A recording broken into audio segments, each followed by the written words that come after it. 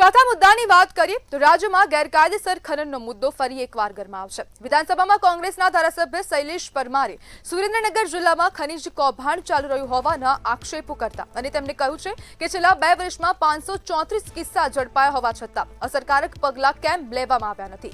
જ્યારે સુરેન્દ્રનગરના ઘણા વિસ્તારોમાં ઈસમો ખુલ્લેઆમ ગેરકાયદેસર ખનન કરી રહ્યા છે છતાં ખનન માફિયાઓમાં તંત્રનો કોઈ ડર જોવા મળતો નથી અને અમુક કિસ્સાઓમાં ઘણીવાર પોલીસ ફરિયાદ પણ નોંધતી નથી, જેના કારણે ગેરકાયદેસર પ્રવૃત્તિઓને પ્રોત્સાહન મળી રહ્યું છે। રાજ્યમાં ગેરકાયદેસર ખનન વધતું હોવા છતાં કડક કાર્યવાહી કેમ થતી નથી તેવો સવાલ પણ હવે તેમણે સરકારની સમક્ષ મૂક્યો। સરકારે જવાબ આપ્યો કે તંત્ર દ્વારા તપાસની કામગીરી ચાલુ છે। અનેક સ્થળોએ ગેરકાયદેસર ખોદાયેલા કૂવાઓનું પુરાણ કરવામાં આવ્યું છે અને લોકોમાં જાગૃતિ લાવવા માટે કાર્યક્રમો પણ યોજાઈ રહ્યા છે। જ્યારે સુરેન્દ્રનગર જિલ્લામાં 1594 કેસ નોંધાયા છે છતાં વિરોધ પક્ષનો આક્ષેપ છે કે કેસ નોંધાવા છતાં અસરકારક અને કડક કાર્યવાહી ન થવાને કારણે ખનન માફિયાઓ બેફામ બની રહ્યા છે। હવે સવાલ એ છે કે તંત્ર આ ગેરકાયદેસર ખનન પર કાબુ મેળવવા માટે કેટલા સખત પગલાં ભરી રહી છે।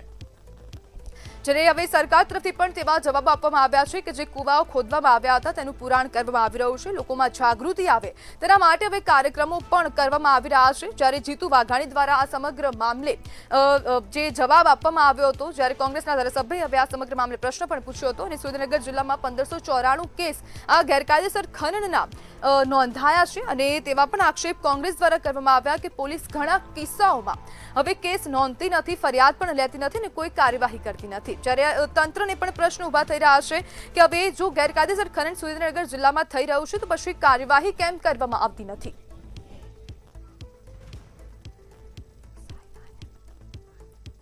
અને આજ મુદ્દે આપણી સાથે ચર્ચા કરવા માટે સાયલા તાલુકાના કોંગ્રેસના પ્રમુખ લક્ષ્મણભાઈ ઉટેલિયા જોડાઈ ગયા છે। લક્ષ્મણભાઈ, ખનન માફિયાઓ બેફામ બન્યા છે, શું કહેશો? નમસ્કાર, આપના ન્યૂઝના માધ્યમથી જણાવું છું કે ખનીજ ચોરી છે અને સુરેન્દ્રનગર જિલ્લાનો સૌથી માથાના દુખાવા સમાન પેચીદો પ્રશ્ન છે। થોડાક સમયથી એસટી મકવાણા સાહેબ જેવા સનિષ્ઠ અધિકારી આવ્યા છે તો મહદ અંશે એની લગામ રહી છે, પરંતુ આજની તારીખે સાયલા, ચોટીલા, મૂળી, ખાંડ આ વિસ્તારમાં અનેક સર્વે નંબરોમાં રાત પડે અને ખનીજ માફિયાનો દિવસ ઉગે, રાત પડે અને ખનીજ માફિયાઓનો દિવસ ઉગે। કેટલાય સર્વે નંબરોમાં બેરોકટોક ખનીજ ચોરી ચાલુ છે। ગ્રામ્ય વિસ્તારોના તમામ રોડ રસ્તા ઓવરલોડ ખનીજ ચોરીના વાહનો ચાલી અને બિસ્માર હાલતમાં છે, તેમ છતાંય હજી તંત્ર ઘોર નિદ્રામાં છે।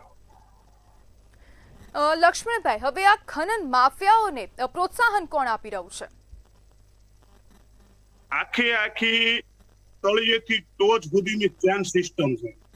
2-4 અધિકારીઓને બાદ કરતા મોટા ભાગના ચૂંટાયેલા પ્રતિનિધિઓ, મોટા ભાગના સરપંચો, મોટા ભાગના ઝીણા મોટા અધિકારીઓ બેરોકટોક ખનીજ ચોરીમાં ક્યાંક ને ક્યાંક સામેલ છે, ભાગીદાર છે, જેના કારણે બેફામ ખનીજ ચોરી થાય છે।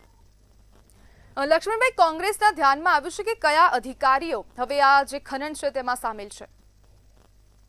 નામ જો કોઈ અધિકારીઓનું નામ દેવું ને એ આજના સમયે કોંગ્રેસ માટે અને કોંગ્રેસના આગેવાન માટે અઘરું છે, એ તમે પણ જાણો છો। તપાસનો વિષય છે।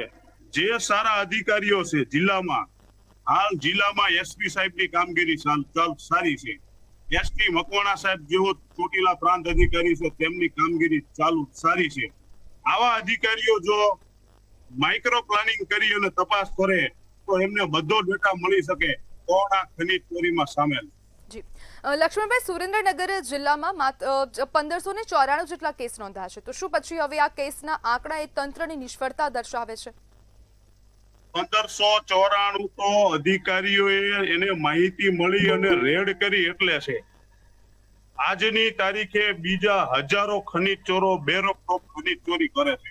સ્થાનિક કોઈ સક્રિય અને સારા આગેવાનો આની રજૂઆતો પણ કરે છે, તેમ છતાંય એની રજૂઆતોનું કોઈ પરિણામ મળતું નથી અને એટલો બધો સ્થાનિક માણસોમાં ફફડાટ છે ખનીજ ચોરોનો કે સામાન્ય માણસને ગમે એવું નુકસાન થતું હોય। મોટા મોટા બ્લાસ્ટિંગ થી સ્થાનિક ગામડાઓના મકાનોમાં તિરાડો પડે છે, સ્થાનિક પાણીની પાઇપલાઇન, તેમ છતાંય સામાન્ય માણસ ખનીજ ચોર સામે અરજી કરતા પણ ડરે છે, એવો માહોલ છે હાલની તારીખે. લક્ષ્મણભાઈ, આપને શું લાગે છે કે હવે આ ગેરકાયદેસર જે ખનન છે તે ક્યારે રોકાશે?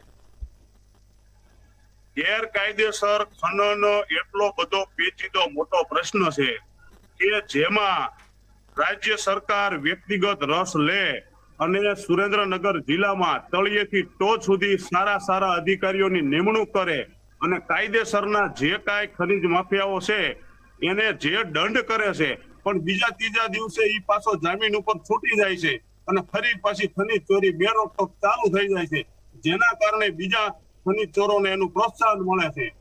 એના કારણે ખનીજ ચોરી અટકતી નથી. જી, બિલકુલ લક્ષ્મણભાઈ, જોડાવા બદલ આપનો આભાર.